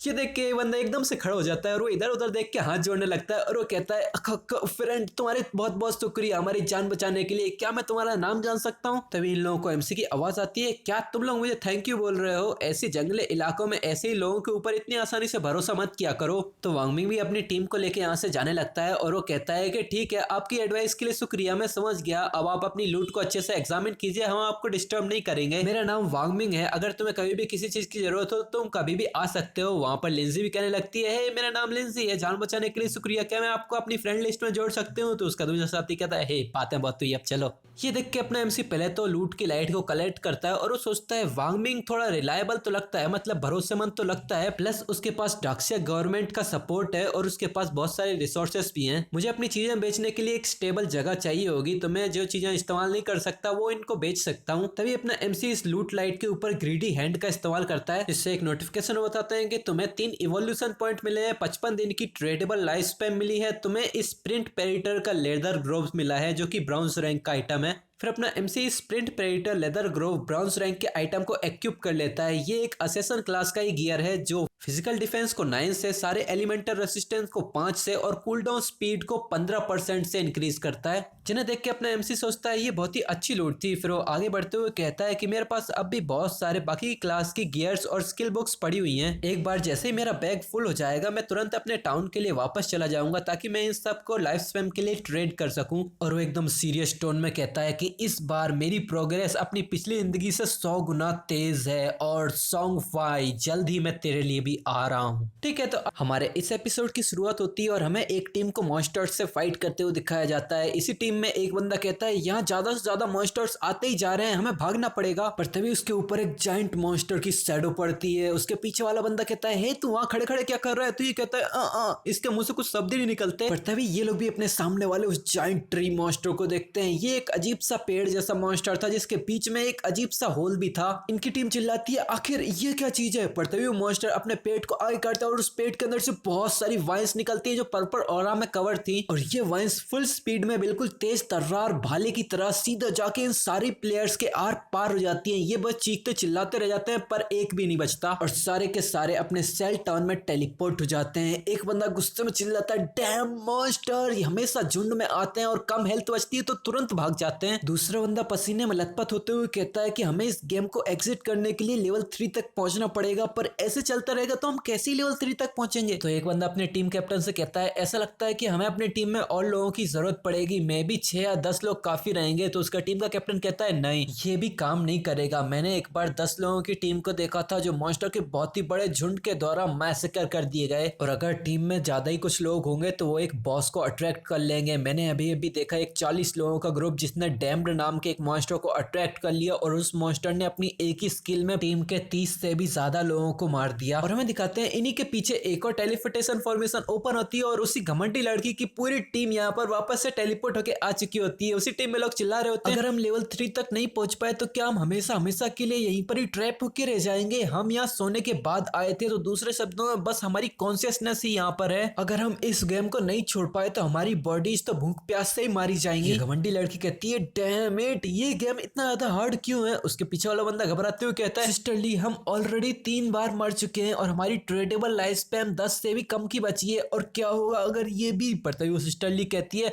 भले ये सच है या नहीं, पर अब हम दोबारा मरना अफोर्ड नहीं कर सकते। फिर ये लड़की अपने ऊपर रैंकिंग लिस्ट को देखती है, वहां शैडो ऑलरेडी लेवल 3 पर पहुंच चुका है, वांगमिंग लेवल 1 पे है और बलहाला नाम का कोई बंदा लेवल 1 पे है। ये दोनों ही वॉरियर्स हैं। पर ये लड़की बस अपने असेसन शैडो को ही देखती है और वो कहती है कि ये शैडो बंदा इतनी तेजी से लेवल अप कर रहा है, और ये जलन के मारे सोचती है कि इस बंदे को जरूर कुछ ऐसी मेथड्स पता होंगी जिससे ये तेजी से लेवल अप कर रहा है। हमें इसको कैसे भी करके मनाना पड़ेगा ताकि ये कैसे भी करके हमें लेवल 3 तक पहुंचवाए और हम इस गेम से बाहर निकल सकें। फिर ये लड़की पूरे जोश में चिल्लाती है कि मेरे शब्दों को चारों तरफ फैला दो, अगर ये शैडो बंदा हमें लेवल 3 तक पहुंचवाता है तो मैं रियलिटी में जाने के बाद इसे 10 मिलियन दूंगी, और वो भी पूरा पैसा नगद कैश में। इसके पीछे वाला बंदा घबराते हुए कहता है, क्या 10 मिलियन? ये लड़की सोच रही थी कि 10 मिलियन का ऑफर, अगर इसकी जगह पे मैं होती तो मैं भी ऐसे ही 10 मिलियन को इग्नोर नहीं कर सकती। इस तरफ अपना एमसी अपने मैजिकल डार्क से यहाँ पर एक मॉन्स्टर को मार देता है और इसे एक नोटिफिकेशन आती है कि तुमने एक लेवल 2 के कंटामिनेटर को मारा है, तुम्हें 20 एक्सपीरियंस पॉइंट मिले हैं, 1 इवोल्यूशन पॉइंट मिला है। और शैडो सारी लूट को एब्जॉर्व करते हुए कहता है कि ठीक है, अब मेरे पास इनफ इवोल्यूशन पॉइंट हो चुके हैं। फिर शैडो सिस्टम से कहता है कि मेरे हैंड ऑफ एवरेस्ट को इवॉल्व करो, तो सिस्टम इसके 5 इवोल्यूशन पॉइंट को काट लेता है और इसके पास अब 0 बचते हैं। फिर हमें नई नवेली इवॉल्व की हुई हैंड ऑफ एवरेस्ट स्किल को दिखाते हैं जो कि अब प्लेटिनम जेड रैंक की हो चुकी है। ये असेसन स्किल है और इसे मॉन्स्टर की डेड बॉडीज पे यूज किया जा सकता है। पहले जहां एक्स्ट्रा लूट ड्रॉप करने के चांसेस 110% थे, वही अब चेंज होके 160% चांस हो चुके हैं, और इस लूट में भी 20% चांस है कि इसकी लूट की रेयरिटी 1 लेवल से इंक्रीज हो सकती है।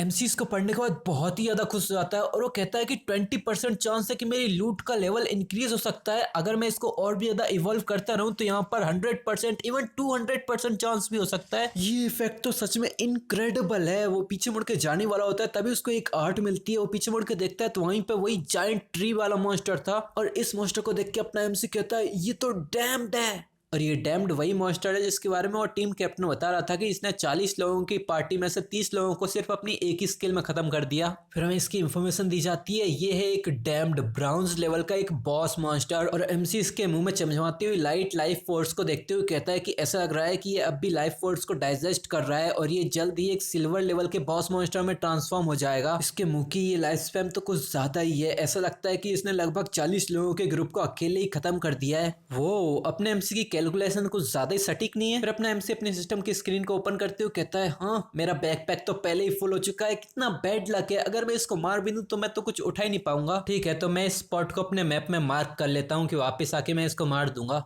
फिर वो अपने शैडोज में गायब होते हुए कहता है कि वैसे भी इस बॉस को लेवल अप करने के लिए थोड़ा सा समय लेगा, मैं अपनी चीजों को वहीं पे बेच के आता हूँ, तब तक ये लेवल अप भी हो चुका होगा और मैं इसे फिर निपटा दूंगा। फिर हमें अपने शैडो के सेल टाउन का सीन दिखाते हैं जहाँ पर सभी लोग बात कर रहे हैं, क्या तुमने सुना कि कोई बंदा 10 मिलियन पे करने के लिए तैयार है ताकि लीडर बोर्ड में नंबर 1 शैडो उसे लेवल 3 तक लेवल अप करा सके। दूसरा टकला बंदा कहता है कि हम तो लगातार मर मर के अपनी जिंदगी कम करवा रहे हैं और ये अमीर लोग लगातार कुछ नए नए सॉल्यूशंस ढूंढते फिर रहे हैं। पीछे एक हरे बालों वाली लड़की रोते हुए कहती है कि हम जैसे से कॉन्गनर्स तो इस गेम से कभी बाहर नहीं निकल पाएंगे। पर तभी इसी शोर शराबे के बीच डार्कनेस में से शैडो निकलता है, जिसे देख के सभी लोग बहुत हैरान हो जाते हैं। तभी तुरंत अपना शैडो सिस्टम पे सेल के ऑप्शन पे क्लिक करता है और प्लग झपकते उसके सामने एक स्टॉल सा ओपन हो जाता है और इसकी स्क्रीन के ऊपर लिखा हुआ रहा था कि 10 मिनट के लिए सेल्स ओपन है, यहाँ इक्विपमेंट और स्किल्स उपलब्ध है, अगर तुम खरीदना चाहते हो तो जल्दी करो। एमसी को देखकर सभी लोग एक्साइटमेंट में चिल्लाने लग जाते हैं, ओह माय गॉड, ये बंदा ऐसे कैसे यहाँ पर आया, इसके पास पहले से ही ब्राउन्स लेवल के 2 गियर्स हैं और ये 2 और बेचना चाहता है पैसों के लिए। इसने एक ब्राउन्स लेवल के बॉस को मारा है और इसके इन गेम नेम को तो देखो, शैडो। दूसरा कहता है,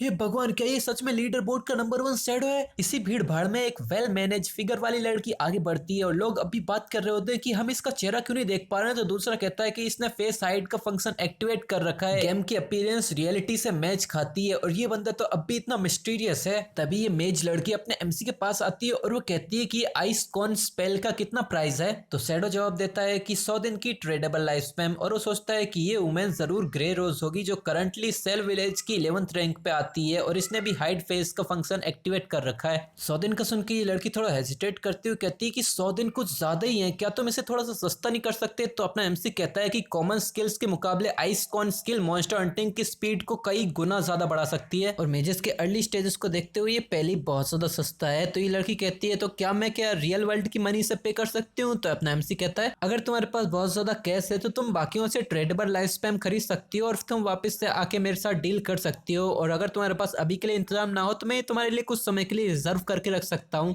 और एमसी को बस ट्रेडेबल लाइफ स्पैम में बिजनेस करता हुआ देख के लड़की भी थोड़ी कंफ्यूज हो जाती है। फिर वो कहती है कि 1 मिनट रुको। फिर ये लड़की पीछे मुड़ के अपनी टीम के साथ प्राइवेट टीम चैनल को एक्टिवेट करती है और वो कहती है कि गाइस, अब तुम लोग क्या सोचते हो। तो इसकी टीम का एक बंदा कहता है कि तुम्हें हमें लीड करने की वजह से हम इतनी जल्दी लेवल 2 तक पहुंच गए हैं, तो मुझे तो कोई ऑब्जेक्शन नहीं है। और दूसरा बंदा कहता है, मुझे भी कोई ऑब्जेक्शन नहीं है, आइसकॉन स्पेल की हेल्प से हम लेवल 3 तक और भी तेजी से पहुंच जाएंगे। यहाँ इंपॉर्टेंट चीज है पहले इस गेम से बाहर निकलना। तो लड़की कहती है, ठीक है, तो तुम लोग अपनी ट्रेडेबल लाइफ स्पैम मुझे ट्रांसफर कर दो, जब हम रियलिटी में पहुंचेंगे तो मैं तुम्हें पैसा पे कर दूंगी। तो ये लड़की सारी लाइफ स्पैम कलेक्ट करती है और एमसी के पास आके कहती है कि ठीक है, 100 डेज की लाइफ स्पैम तैयार है, चलो एक डील करते हैं। अपना एमसी से देख के सोचता है कि इनकी पूरी टीम लेवल 2 तक पहुंच चुकी है, कम से कम इन्होंने 30 से 40 ट्रैकर्स तो मारे ही होंगे। इनकी पूरी टीम अगर लाइफ स्पैम मिलाती है तो 100 से तो ज्यादा ही होगी। एमसी के पास एक नोटिफिकेशन आती है कि तुमने आइस कॉन स्पेल बुक को सेल किया है 100 दिन की ट्रेडेबल लाइफ स्पैम के बदले। तुम्हारी ट्रेडेबल लाइफ स्पैम 268 से अब 368 दिनों की हो चुकी है। तभी ये घमंडी लड़की अपने पैर फटकारते हुए एमसी के पास आती है और वो कहती है कि फाइनली मैंने तुम्हें ढूंढ ही लिया शैडो। ये सुन के अपना एमसी बहुत कंफ्यूज हो जाता है। तभी लड़की एमसी के सामने गुंडी बनते हुए अपनी कमर पर हाथ रखती है और एकदम घमंडी मुस्कुराहट के साथ एमसी से कहती है, शैडो, मैं तुम्हें एक चांस देती हूँ, तुम मुझे लेवल 3 तक लेके चलो और जब हम रियलिटी में वापस जाएंगे तो मैं तुम्हें 10 मिलियन कैश दूंगी। ये सुन के इसके पीछे वाले बंदे बहुत ज्यादा हैरान हो जाते हैं। एक कहता है, वाओ, क्या मैंने अभी सब कुछ सही सुना, किसी ने 10 मिलियन का ऑफर किया शैडो के लिए, क्या ये सच भी हो सकता है। इसके बगल वाला बंदा कहता है, इसने इतनी आसानी से 10 मिलियन कमा लिए। एमसी इस लड़की की शक्ल देख के समझ जाता है और वो सोचता है, ये तो वही है जियांग लिंग, मेरी पिछली जिंदगी में ये क्रिमिनल गैंग की लीडर हुआ करती थी, बाद में अथॉरिटीज ने इसकी पूरी गैंग को खत्म कर दिया। ये लड़की अब भी उसी घमंडी टोन में कहती है कि मेरे फादर डाजिंग इंडस्ट्रीज के प्रेसिडेंट हैं, तुम यहाँ किसी से भी पूछ सकते हो, हम पैसे आसानी से पे कर सकते हैं। एमसी सोचता है कि रिपोर्ट्स में बताया गया था कि इस लड़की ने कैश का लालच देके यहाँ बहुत सारे लोगों से ट्रेडेबल लाइफ स्पैम खरीद ली थी और बहुत सारे लोगों को किडनैप करके ये उनसे काम करवाती थी, और जो लोग भी इसके ऑर्डर को नहीं मानते थे वो उन्हें रियलिटी में मरवा देती थी।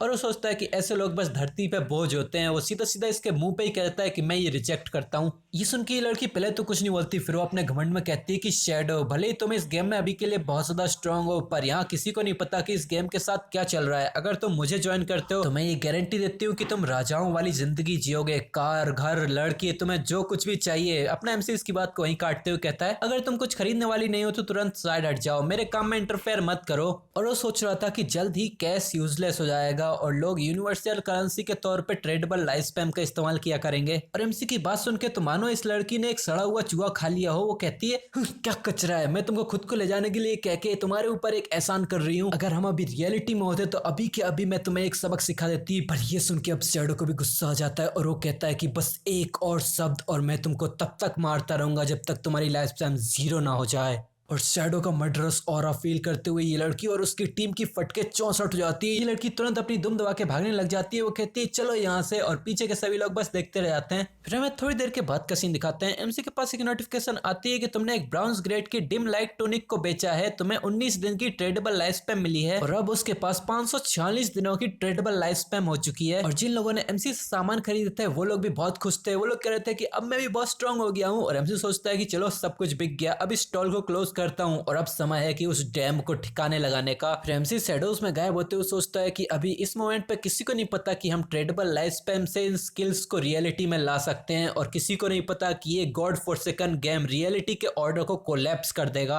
एमसी को ऐसे गायब होते हुए देख के लोग बातें बनाने लग जाते हैं। हे, क्या तुम लोगों ने उसे देखा? कहाँ गया वो? ये किस तरह का प्रोफेशन था? पर अपना एमसी इनको इग्नोर करते हुए सोच रहा था, अभी जिन हजारों सालों की लेगेसीज के ऊपर हम जिनके ऊपर प्राउड करते हैं वो जल्द ही इनसिग्निफिकेंट हो जाएंगी, मतलब किसी काम की नहीं रह जाएंगी। जिन लोगों के पास शक्ति होगी वही हर चीज की नींव बनेंगे। जैसा कि हमने लास्ट एपिसोड में देखा था, सभी लोगों को इन मॉन्स्टर से फाइट करने में प्रॉब्लम्स आ रही थी और सब लोग सोच रहे हैं कि कैसे हमें थर्ड लेवल पे पहुंच के इस गेम को एग्जिट करना है बस। और ये घमंडी लड़की मिस ली भी यही सोच रही थी, इसलिए इसने चारों तरफ ये अनाउंसमेंट करवा दी थी कि अगर शैडो हमारा एमसी इस लड़की को लेवल 3 तक लेकर जाता है तो वो रियलिटी में उसे 10 मिलियन वन देगी। दूसरी तरफ एमसी का बैकपैक मॉन्स्टर्स की लूट से चकाचक भर चुका था, इसलिए वो विलेज में आया था ताकि वो चीजों को बेच सके। पर वहीं ये घमंडी लड़की भी अपने पूरे एटीट्यूड के साथ एमसी को सेम ऑफर देती है, पर एमसी उसे तुरंत ही रिजेक्ट कर देता है, जिसपे ये लड़की एमसी को कचरा बोल के उसके लिए बुरा भला कहने लगती है। तो शैडो भी अपनी किलिंग इंटेंट रिलीज करते हुए इस लड़की को जान से मारने की धमकी देता है, जिसपे ये लड़की दुम दबा के यहाँ से भाग जाती है। आज का हमारा ये एपिसोड भी यहीं से शुरू होता है। यहाँ ये लड़की अपनी पूरी पलटन के साथ फुल स्पीड में भाग भाग के एक गली के अंदर आ चुकी थी। ये लोग बहुत जोर जोर से हाँफ रहे थे और ये लड़की पूरे गुस्से में कहती है कि वो शैडो ना सिर्फ उसने मेरे ऑफर को रिफ्यूज किया, बल्कि उसकी इतनी हिम्मत हुई कि उसने मुझे धमकाया एक बार मैं वापस रियलिटी में लौट जाऊं तो मैं ये सुनिश्चित करूंगी कि मैं उसे जान से मार दूं। तभी गली में एक घर से एक बंदा निकलता है और वो इस लड़की से कहता है हेलो सिस्टर लीजी, जिसपे ये लड़की भी इसके कंफ्यूजन में देखने लगती है। तो ये पोर्क्यूपाइन सी शकल वाला बंदा कहता है कि मेरा नाम है मोलीजून, पर तुम मुझे ओल्ड माओ बुला सकती हो और मैं करंटली लेवल 2 पर हूँ। पर क्या तुम्हें पता है कि हम जैसे लोगों के पास लेवलिंग अप करने के लिए कुछ ट्रिक्स हैं? मैं तुम्हें लेवल अप करने में मदद कर सकता हूँ। तो क्या वो 10 मिलियन वाला ऑफर अब भी है? पर ये लड़की भी इतनी आसानी से बेवकूफ थोड़ी बनने वाली है। तो ये लड़की भी फुल एटीट्यूड में कहती है ट्रिक्स? कौन सी ट्रिक्स? तो योद्धा मुस्कुराते हुए कहता है कि मैं यूजुअली अपनी ट्रिक्स को ऐसे किसी के साथ शेयर नहीं करता, पर ये सिस्टर लीजी हैं तो मैं अपनी सिंसियरिटी दिखाने के लिए आपके लिए एक एक्सेप्शन कर ही देता हूँ। वो कहता है कि अभी के लिए तुम बहुत ही तेजी से लेवल अप करना चाहती हो तो तुम्हें अपने सारे इनिशियल एट्रीब्यूट पॉइंट्स को एजिलिटी में डालने पड़ेंगे, जिससे हमारी फुल स्पीड में भागने की रफ्तार इतनी तेज तो हो ही जाएगी कि हम क्रॉलर्स से तेज भाग सकें। तुम्हें समझ में आ रहा है ना कि मैं क्या बोल रहा हूँ? अब ये सुन के तो ये लड़की बहुत हैरान हो जाती है और वो सोचती है कि ओह तो ये गेम ऐसे काम करता है, पर डैम इट, मैंने अपने पूरे 5 इनिशियल पॉइंट्स को स्ट्रेंथ में ही लगा दिया।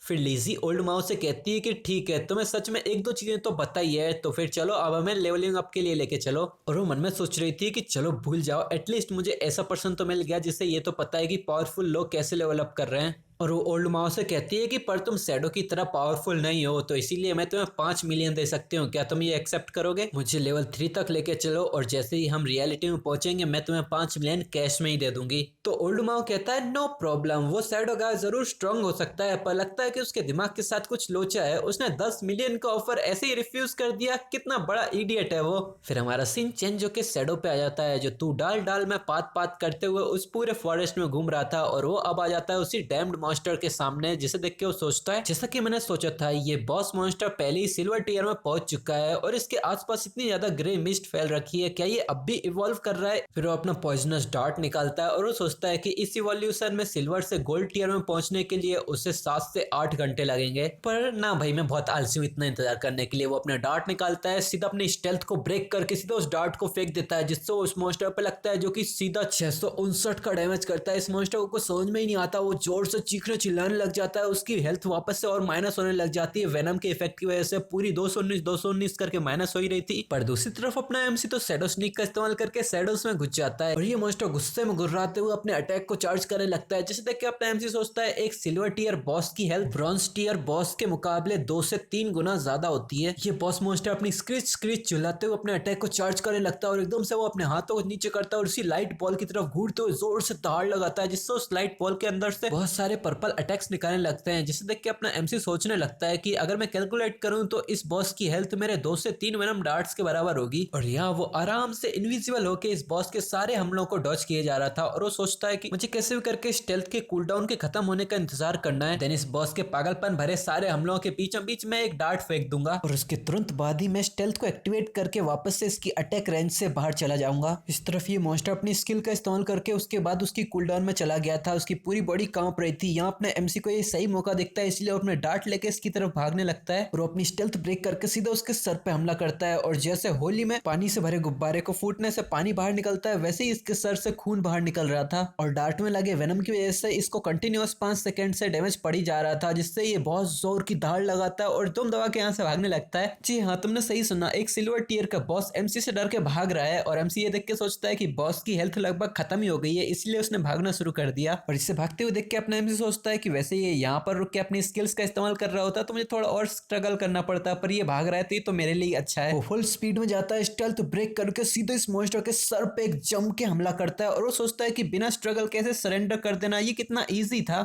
और इस हमले में मॉन्स्टर तुरंत ही मारा जाता है। एमसी के पास एक नोटिफिकेशन आती है कि कांग्रेचुलेशन, तुमने एक कर्स मास्टर सिल्वर टीयर के मॉन्स्टर को मारा है, इससे तुम्हें 1800 EXP मिली है और कांग्रेचुलेशन, तुम लेवल 5 पे पहुंच चुके हो। एक और बार कांग्रेचुलेशन, तुम्हें 4 इवोल्यूशन पॉइंट्स मिले हैं और साथ ही साथ 124 दिनों की ट्रेडेबल लाइफ स्पैन मिली है। इन रिवॉर्ड्स को देख के अपने एमसी बहुत खुश होता है। वो बहुत जोर जोर से हंसते हुए चिल्लाता है, मुझे तो भरोसा ही नहीं हो रहा, मैं 2 बार लेवल अप कर गया और मुझे 4 इवोल्यूशन पॉइंट भी मिले।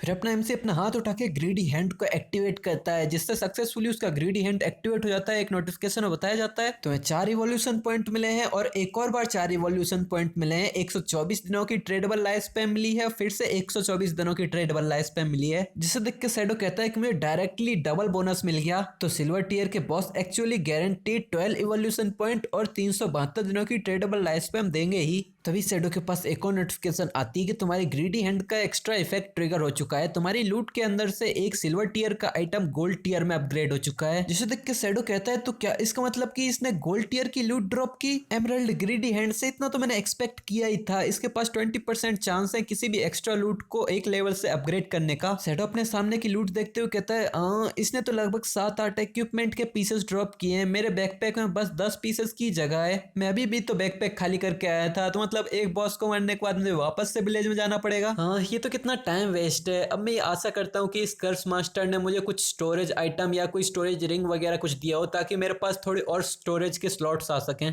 फिर वो अपनी गोल्ड टीयर आइटम की तरफ हाथ बढ़ाता है और वो उसे देख के बहुत हैरान हो जाता है और वो कहता है ये तो। फिर हमारा सीन चेंज होकर विलेज में आता है। यहाँ पर एक टेलीपोर्टेशन फॉर्मेशन से एक लड़की विलेज में आते हुए कहती है कि फाइनली हम जिंदा वापस आ गए, और ये वांगमिंग की टीम से है। यहाँ पर एक लड़का कहता है वांगमिंग की मदद से हम लेवल 3 तक पहुंच के वापस से टाउन में सेफली वापस आ गए। तो ये लड़की कहती है एब्सोल्युटली वांगमिंग तो बहुत ज्यादा स्ट्रांग है। तो वांगमिंग कहता है हाँ, ये तो हम सब लोगों की मेहनत का नतीजा है। पर ये लड़की थोड़ा शर्माते हुए नखरे दिखाते हुए कहती है ये तो बहुत ज्यादा शर्म की बात है कि मुझे उस बिग शॉट को अपना फ्रेंड लिस्ट में जोड़ने का मौका नहीं मिला। जरूर उस टाइम पे मैं पूरी तरह से मिट्टी में कवर थी, इसीलिए उस बिग शॉट ने मेरी तरफ ध्यान भी नहीं दिया। यहाँ पर उसका दूसरे साथी कहता है मे बी अगर तुम्हारा ये ताजा ताजा ड्रॉप किया हुआ गियर तुम पहले पहने रखती तो वो जरूर हाँ कर देता। और ये जिस बिग शॉट की बात कर रहे हैं वो अपना शैडो ही है। तभी एक अनाउंसमेंट होती है, leader board update, shadow level 5 पे पहुंच गया है, जिसपे सभी लोग चिल्लाने लगते हैं हाँ क्या सीधा 3 से 5 लेवल पर छलांग लगा दी, क्या इसने कोई इंसेनली पावरफुल बॉस को मारा है? चारों तरफ भिंडी बजा लगने लग जाता है, सभी लोग चिल्लाने लग जाते हैं बस 10 मिनट पहले तो मैंने बिग शॉट को यहाँ पर इक्विपमेंट्स बेचते हुए देखा था, क्या 10 मिनट में इसने इतनी जल्दी 2 लेवल पार कर लिया? कितना तेज है ये। दूसरा कहता है कि मेरी सिस्टर 18 साल की हो गई है, मैं ये सोचता हूँ कि अगर वो मेरी सिस्टर को पसंद कर ले तो मुझे थोड़े से बेनिफिट्स मिल सकते हैं और थोड़ा बहुत लेवल अप भी। तो उसके बगल वाला कहता है कम ऑन, उसने 10 मिलियन नहीं लिए, वो तेरी बहन की तरफ देखेगा भी। वांगमिंग टीम से एक बंदा कहता है डैम इट, हम तो बस मुश्किल से यहाँ लेवल 3 तक पहुंचे और वो बंदा तो पहले लेवल 5 पे पहुंच गया, ऐसा कैसे चलेगा यार? इसकी डिप्रेशन देख के वांगमिंग भी इसकी तरफ देखता है, पर वो पहले तो कुछ नहीं कहता, फिर वो खांसते हुए इन लोगों का अटेंशन ग्रैब करता है और वो कहता है कि चलो इसके बारे में ज्यादा मत सोचो अभी, चलो सभी लोग रियलिटी में पहले वापस चलते हैं और अपने दोस्त और अपने परिवार वालों को इस गॉड्स फॉरसेकन गेम के बारे में बताते हैं। इस दुनिया का लॉ एंड ऑर्डर बदलने वाला है, यहाँ चारों तरफ केओस छा जाएगा, कम से कम हम अपने करीबियों को तो वार्न कर सकते हैं ताकि वो तैयार रहें। फिर वो लॉग ऑफ करने लगते हैं, उनके आसपास कोई फॉर्मेशंस बनने लगती हैं और वो कहते हैं कि चलो अभी के लिए लॉग ऑफ करते हैं।